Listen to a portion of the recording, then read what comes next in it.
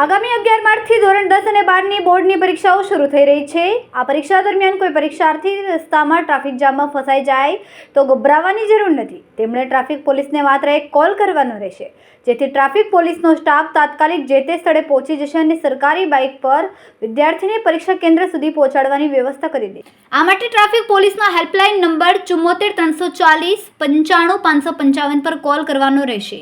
પરીક્ષા શરૂ થવા અને પરીક્ષાર્થીઓના છૂટવાના સમયે ટ્રાફિક પોલીસના અધિકારીઓ પોતપોતાના વિસ્તારોમાં તૈનાત રહેશે।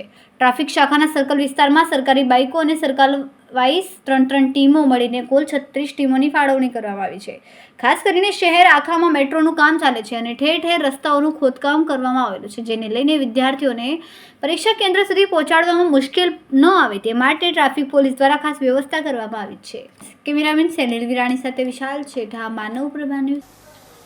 ધોરણ 10 અને 12માની જે 11 તારીખથી પરીક્ષા ચાલુ થઈ રહી છે, એમાં આપણે સૌ જાણીએ છીએ કે સમગ્ર સુરત સિટીમાં મેટ્રોના કામકાજ ચાલી રહ્યા છે અને જેના લીધે ક્યાંક ને ક્યાંક બોર્ડના વિદ્યાર્થીઓને કોઈપણ ટ્રાફિકની સમસ્યાનો સામનો ના કરવો પડે તે માટે માનનીય સીપી સાહેબ અને માનનીય જીસીપી સાહેબના માર્ગદર્શન હેઠળ આપણે અલગથી એક ટ્રાફિકનું વ્યવસ્થાપન સ્મૂધ રહે તે પ્રમાણે ગોઠવણી કરી છે, જેમાં મુખ્યત્વે સિટીના તમામ જંકશનો અને ખાસ કરીને જે જગ્યાએ મેટ્રોના કામકાજ ચાલે છે એ જગ્યાએ અલગથી સ્પેશિયલ ફોર્સની ફાળવણી ટ્રાફિક વ્યવસ્થાપન માટે કરવામાં આવેલી છે। સાથે સાથે સુરત શહેરના ટોટલ 12 સર્કલ, 41 સેમી સર્કલ અને 36 અમારી બાઇકની પેટ્રોલિંગ ટીમ કે જે સર્કલ વાઇઝ 3 હશે, એમને એવા લોકેશન પર રાખવામાં આવી છે કે જ્યાં જનરલી મેટ્રોનું કામકાજ ચાલે છે અથવા તો વધારે પ્રમાણમાં સ્કૂલો આવેલી છે એવા લોકેશન આઈડેન્ટિફાઈ કરી